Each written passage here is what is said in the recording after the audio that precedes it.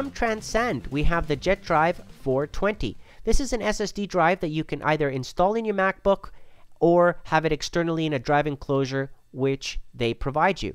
Now here are the specs for it. 570 megs per second on the sequential read, 470 on the sequential write, 5 years warranty, terrific. And well, what can I say? It's self-powered because you can also install this in a USB drive enclosure. That's right. So they're giving you the option. They're aiming for users to purchase this to upgrade their MacBook or have it side by side along with their MacBook as an external USB 3.0 drive. And they give you the drive enclosure. Now, if you're not sure if it'll work with your MacBook, you have different choices here that you can look at and compare what is compatible with the type of MacBook or MacBook Air that you have. And depending on the model, there's different types of jet drives that you can purchase. Now, in the box, you have the manual, warranty information, of course, and the tools that you need, the cable, the USB 3.0 cable, of course, and a little pouch there to keep the external drive enclosure. Now, the external drive enclosure itself is pretty standard. I mean, nice aluminum finish on it to match your MacBook, of course, so a nice brushed metallic feel to it. That's nice. USB 3.0 with the LED indicator over there.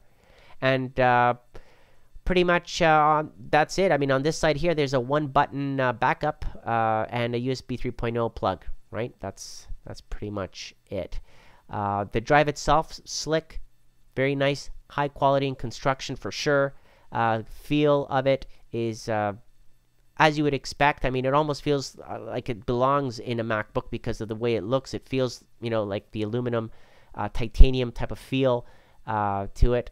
And yeah, I mean, nothing out of the ordinary. Good quality in construction. Should you decide to install it in the drive enclosure, you just use the provided screwdriver there to take out that that cover, and then once you're ready, just slide the SSD drive into place. So there's only really one way for it to go in, to be honest. So just make sure you align the plug as such, slide it into place, push it in firmly there, and then put back the cover along with the two screws to hold it in place. Okay, so that's pretty much it. Once you've done that, of course, you need to plug in the USB 3.0 cable and then plug it into your laptop or machine. Now, it is backwards compatible with USB 2.0, so don't worry if you have an older machine. It'll still work with USB 2.0. However, you know, this is really meant for USB 3.0. Defeats the purpose if you are using it on older technology. Take advantage of USB 3.0 if you can, and I'll show you the benchmarks in just a second. So it's up to you whether you install it inside of your MacBook or have it outside. It does come with the required JetDrive Toolkit software, which is very nice, so it can analyze your machine, the drive, and keep it healthy. Here it is in the OS X operating system. You can see it. It's detected. It's another drive. You can then decide how you want to use it, and if you want to migrate everything over, that's a different story. But there are the results with USB 3.0, by the way, the sequential read and sequential write. So for USB 3.0, this is pretty darn fast, as you can see right there. Copying a 1 gig exe file, for example, from the drive to another drive is really fast, 200 megs per second. SATA 3 results are even faster. On PC Mark 8, the sequential read and writes are not really what I'm looking for. I'm looking for the storage bandwidth. So that's 240.71 megs per second is the storage bandwidth. And I've tested other SSD drives to give you an idea on how fast this one is. And it's right at the top of the list. So very well done there for Transcend on these benchmarks. It's really outperforming lots of drives. And on Atto, here are the sequential read and writes. A little bit low there on the sequential write, about 310 megs per second. The sequential reads, however, are bang on the advertised amounts.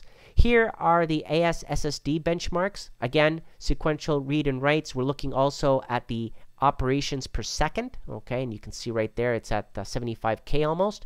And on Crystal Disk Mark, you can see again, this pretty much agrees with the previous benchmarks that I ran on Atto. So copying 2.5 gig ISO file took about 5 seconds, about 500 megs per second to transfer it from the JetDrive to my C drive and back again about the same amount of speed. So there you have it. This is a really well-rounded, fast-performing drive. Definitely a great choice for upgrading your existing MacBook if that's what you need. And I'd like to thank Transcend for providing it. Comment below, let me know what you think, and thank you for watching.